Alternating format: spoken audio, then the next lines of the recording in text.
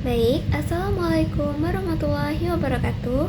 Perkenalkan, saya Hawalaina Krimazain. Pada kesempatan ini, saya akan mempresentasikan materi mengenai polyethylene, yaitu salah satu produk turunan etilen yang paling banyak digunakan di industri kimia. Polyethylene sangat penting karena hampir semua produk plastik sehari-hari berasal dari material ini. Materi yang saya gunakan bersumber dari buku ajar Pengantar Industri Kimia 2021 oleh Profesor Dr. Insinyur Suherman STMT. Oke, selanjutnya adalah mengenai proses pembuatan. Proses pembuatan polyethylene dimulai dari etilen yang diperoleh dari fasilitas cracking minyak bumi atau gas alam. Etilen ini kemudian dimurnikan hingga mencapai kualitas polimer grade, lalu dialirkan ke unit polimerisasi. Di dalam reaktor, molekul etilen bergabung membentuk rantai panjang menjadi polyethylene. Produk yang dihasilkan berupa lelehan, kemudian diproses melalui ekstrusi dan dipotong menjadi resin berbentuk pelet kecil. Pelet ini menjadi bahan baku produk seperti tas belanja, botol plastik, pipa air, hingga produk berteknologi tinggi lainnya.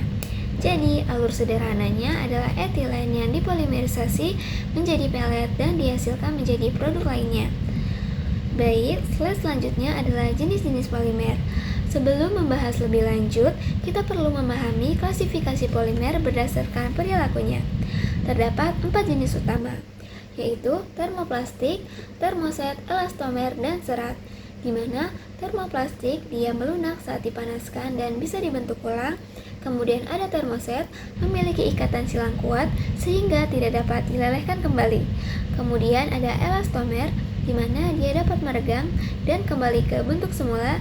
Dan yang terakhir adalah serat, dia memiliki orientasi tinggi, kuat tarik tinggi, dan sangat sedikit meregang. Polyethylene sendiri termasuk termoplastik, tetapi dapat dimodifikasi menjadi elastomer atau serat sesuai kebutuhan.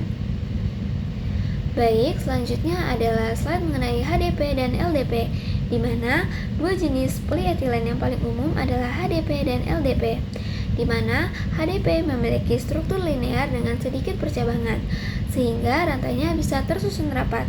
Akibatnya densitasnya tinggi dan lebih kuat dan kaku, serta digunakan untuk botol, pipa, dan mainan.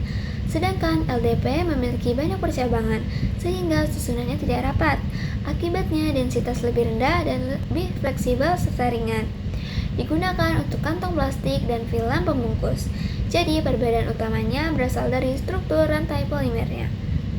Baik, selanjutnya adalah mekanisme polimerisasi, di mana polimerisasi radikal bebas terjadi melalui beberapa tahap utama.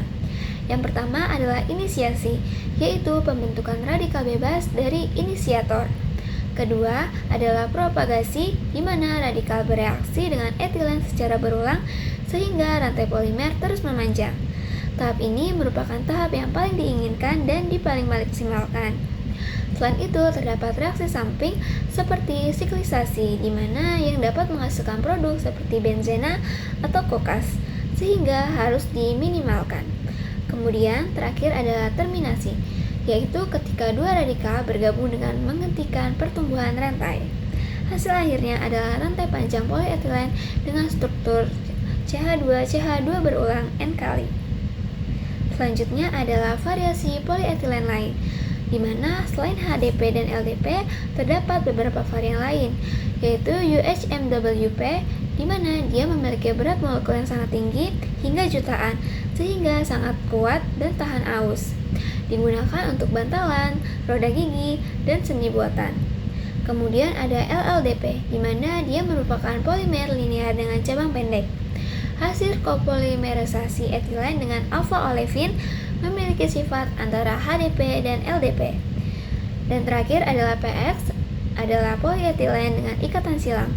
Struktur ini membuat material menjadi lebih elastis dan digunakan untuk pipa air minum yang kedap air. Oke, selanjutnya adalah copolymer etilen, di mana etilen juga dapat dikopolimerisasi dengan monomer lain untuk menghasilkan material dengan sifat khusus. Contohnya adalah etilena vinil asetat, copolymer akrilik, dan PX. Baik, dengan demikian, polyethylene menjadi material yang sangat penting dalam kehidupan sehari-hari maupun di industri. Sekian dari saya. Mohon maaf apabila ada kekurangan. Terima kasih. Wassalamualaikum warahmatullahi wabarakatuh.